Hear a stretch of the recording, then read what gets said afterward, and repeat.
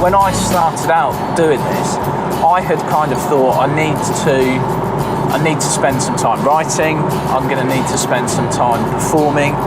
Hadn't really considered the amount of hours that it takes just in admin just to book these gigs, just to get hold of the opportunities to perform. The thing is, you have to want it. You have to truly have made the decision. And I think it's a bit like that starting stand-up, because it's so difficult to start. It's not. I don't think it's quite as difficult as a kind of performance mode as people say it is, or it's popularly believed to be.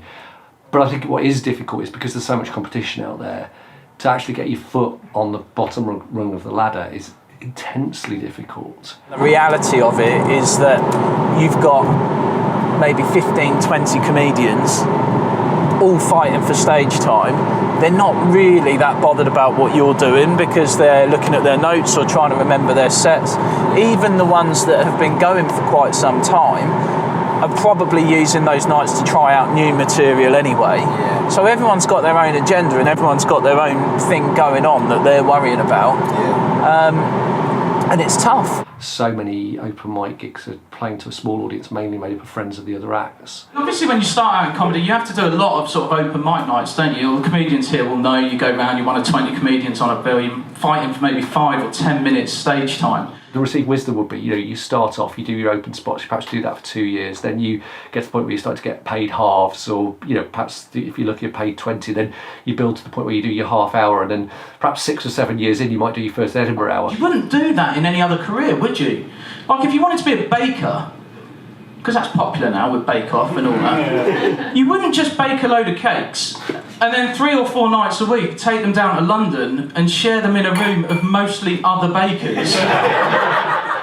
Because it's so lousy, you have to just keep going. And not just keep going, but you have to keep working at the talent bit as well, however depressing it is.